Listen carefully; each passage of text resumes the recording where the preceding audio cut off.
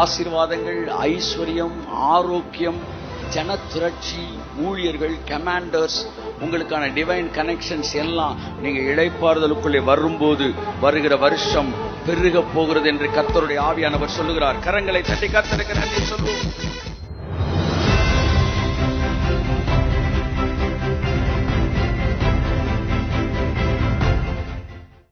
இயேசு கிறிஸ்து கூட பாருங்க, அப்படியே மினிஸ்ட்ரி பண்ணும்போது he connect himself with rest. Mark 6ஆம் அதிகாரம் 31ஆம் வசனத்தை நான் வாசிக்கிறேன். அவர் அவர்களை நோக்கி, வனாந்திரமான ஒரு இடத்திற்கு தனித்து சற்றே இளைப்பாறும்படி போவோம், வாருங்கள் என்றார். இயேசு சொன்னார், வாங்க அப்படியே கொஞ்ச நேரம் இளைப்பாறுவோம்.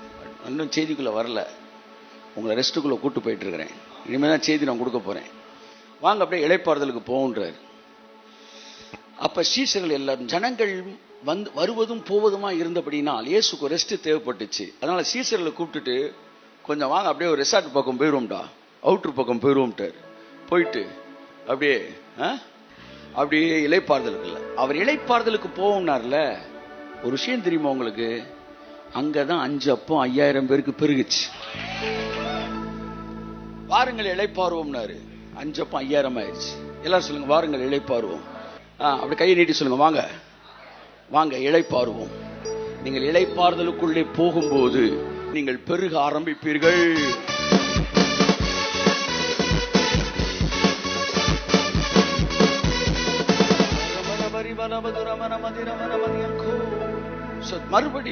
மறுபடி இந்த டிசம்பர் நான் எதை அதிகமா பேசியிருக்கேன் நீங்க பாக்குறீங்க? இளைப்பாறுதல். நீங்க வேறு மனுஷனா மாறுவீங்க. இந்த சபையை, என்னுடைய ஆன்லைன் வியூவர்ஸை, என்னோட சப்போர்ட்டர்ஸை எல்லாரையும் நான் கூப்பிடுறேன். வாருங்கள் இளைப்பாறும்படி போவோம், வாருங்கள் சற்றே இளைப்பாறும்படி போவோம். இயேசு இளைப்பாறலான்னு போன இடத்துல தான் 5 அப்பம் 5000 பெருகிச்சு.